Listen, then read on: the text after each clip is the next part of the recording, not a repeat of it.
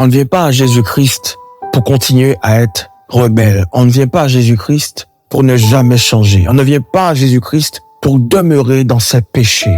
On ne vient pas à Jésus-Christ pour sanctifier son péché, pour rendre ce qui est impur, pur, pour refuser la transformation. On ne vient pas à Jésus-Christ pour ramener dans l'Église ces abominations qu'on commettait dans le monde. On ne vient pas à Jésus-Christ en faisant profession de connaître Dieu, mais en le reniant par ses œuvres. La Bible déclare, ils font profession de connaître Dieu, mais ils le renient par leurs œuvres. Ils sont abominables, odieux, rebelles et incapables d'aucune œuvre bonne. On ne vient pas à Jésus-Christ pour corrompre le corps du Christ, pour être une souillure immonde dans l'Église, pour souiller les voies droites du Seigneur, pour blasphémer le nom du Seigneur, pour être un témoignage de saleté, d'immondice. On ne vient pas à Jésus-Christ pour être un serviteur de Satan assis dans l'Église. On ne vient pas à Jésus-Christ pour pouvoir coucher avec les femmes mariées, pour pouvoir coucher avec les hommes mariés, pour demeurer dans la fornication, pour être un voleur, pour être un menteur, pour être un trompeur. On ne vient pas à Jésus-Christ pour jouer au jeu d'argent, pour pouvoir prétendre le servir,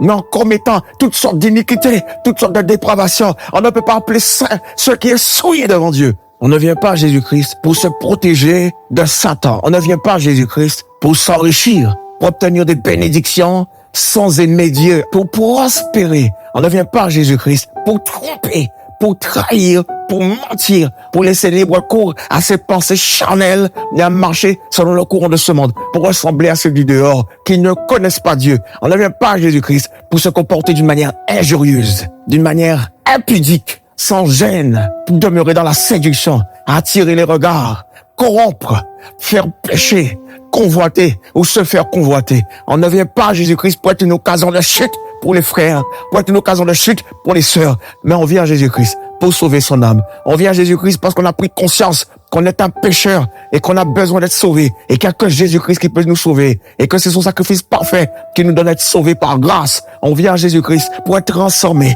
pour être renouvelé dans notre intelligence, pour être renouvelé dans notre marche, pour nous conformer à ce que Dieu attend de nous, pour être réconcilié avec Dieu, pour abandonner notre vie passée, pour abandonner notre vie de péché. On vient à Jésus-Christ pour crucifier notre chair, pour marcher, pour sauver notre âme, pour marcher en nouveauté de vie, pour être transformé à la même image que lui, pour lui ressembler, pour lui plaire, pour le servir, pour l'obéir, pour être revêtu de piété, paré d'œuvres bonnes, comme il convient à Jésus-Christ, et vivre pour l'éternité avec Jésus, notre Sauveur et notre Seigneur, pour être avec Dieu et avec Jésus, pour toujours.